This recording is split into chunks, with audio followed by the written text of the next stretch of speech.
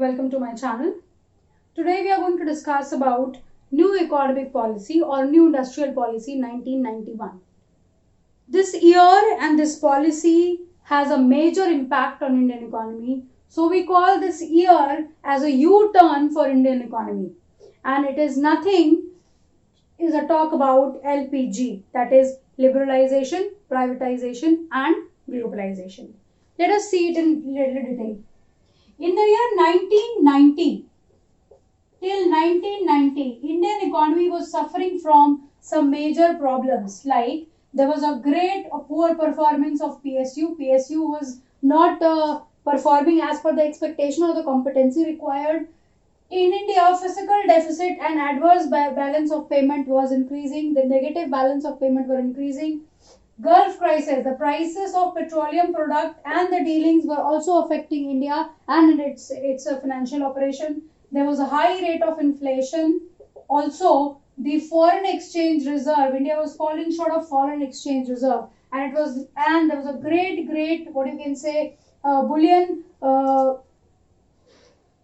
lending, or you can say a kind of amount which has been lent by Indian government from IMF, that is International Monetary Fund, was also constantly creating a pressure for Indian economy or the government to repay the money and to come out of this major danger zone. So, keeping all these typical situation in mind, government has come up to a solution under the leadership of Dr. P.V. Narasimha Rao, who was acting as a prime minister of that particular time, and under the entire project guidance of Dr. Manmohan Singh, who is also significantly known as the father of new industrial policy or the major economic reform in India, who was acting as a finance minister at that time, and they have come up with the panacea of this particular problem, that is LPG, liberalization, privatization and globalization. This policy has some major features, like number one, delicensing. The chief feature of this policy was delicensing. Before this, India was having a scenario of there was a great license raj, there was a great system of licensing, and for opening and establishing any authentic industry, there was a complete system of license, which was a little tedious and technical thing. So government of India has reduced the licensing policies and have come up with the delicensing policies, and the license were only and only reserved to the 6 major industries, that is alcohol, nicotine production, any spurious products, production of any spurious product was kept under the system, where such chemical industry, pharmaceuticals, all these industries were required to get license. Apart from these 6 hits, rest all the industries were delicensed, and there was no specific license required for the establishment of such industries.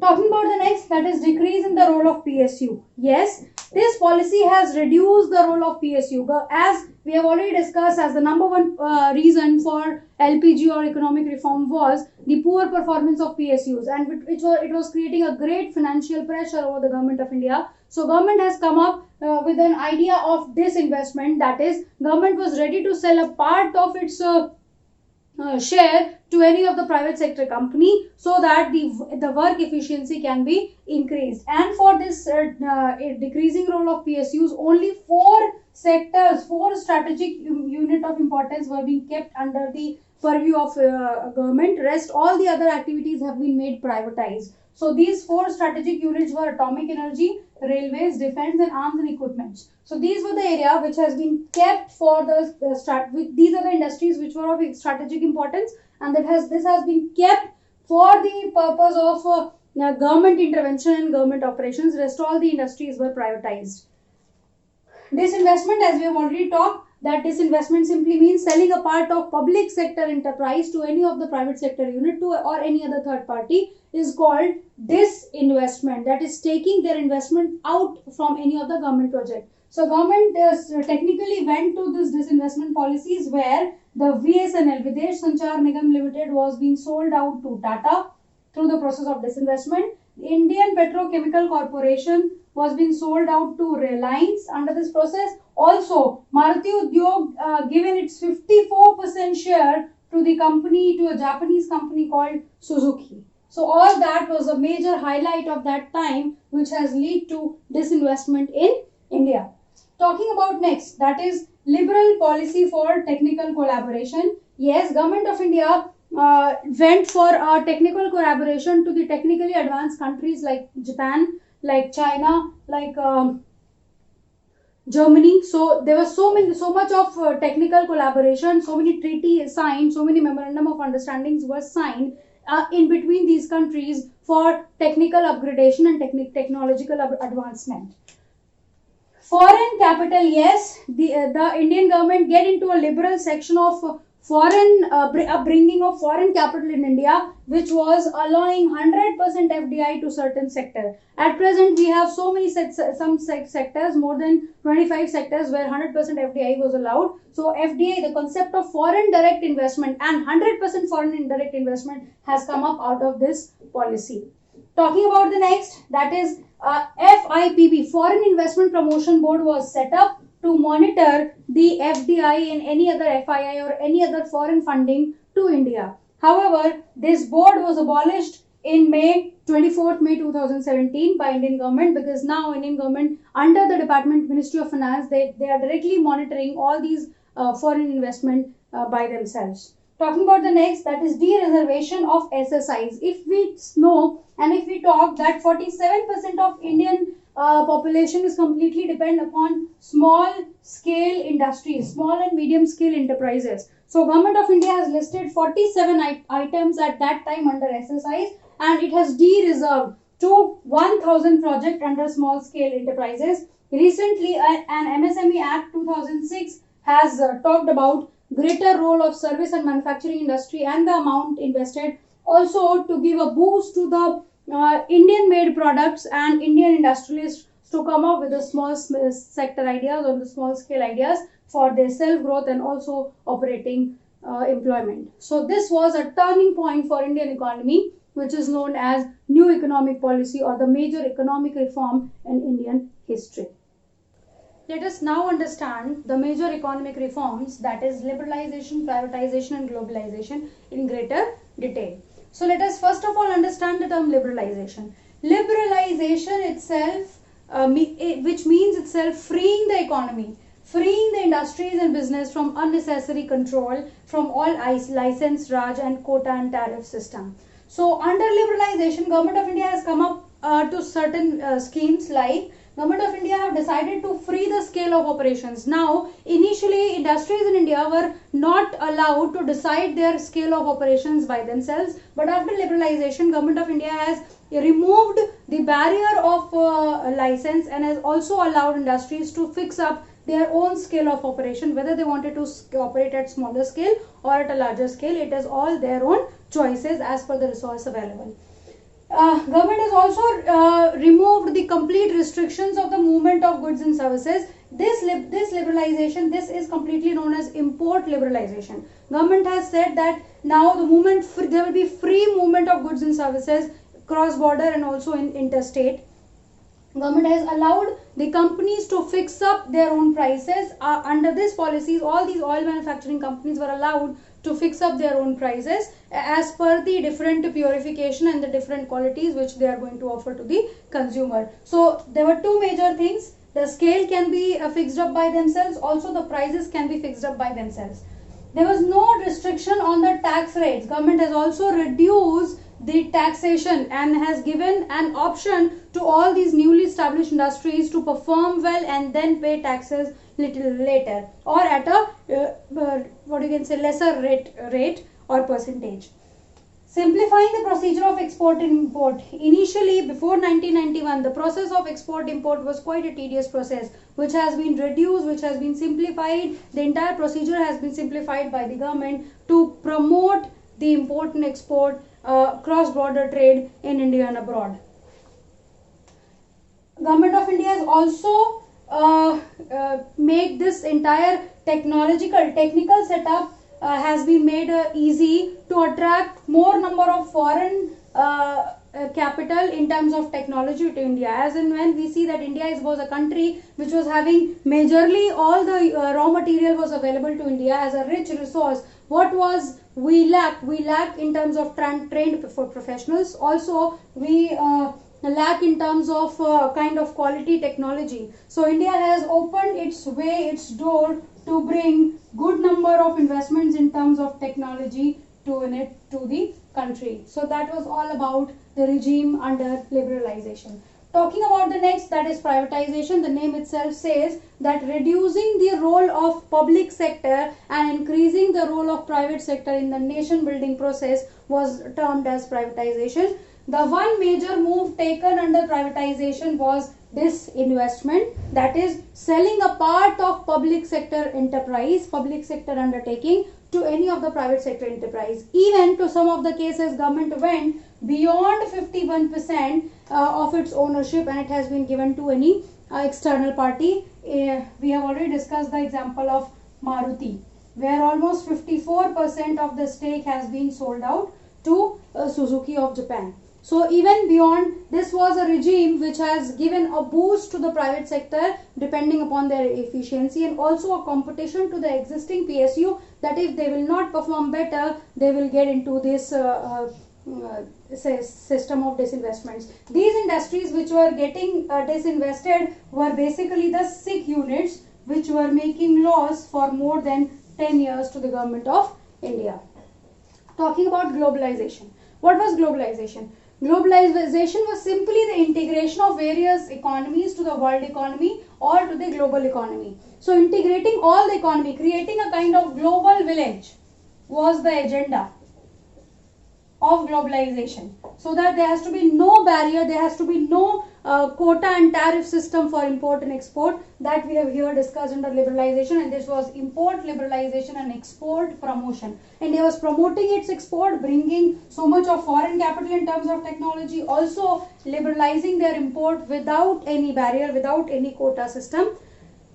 It has also increased the level of interaction among the countries and has increased the interdependence of different countries on each other. This globalization initiative has led to free flow of goods and services, capital, different information, and also people were migrating for jobs and different other opportunities from cross nation, cross border, for one particular nation to other nation. So this economic reform has opened a wider horizon for the country like India and has attracted many other countries, many other MNCs to India as a prospective and opportunist market.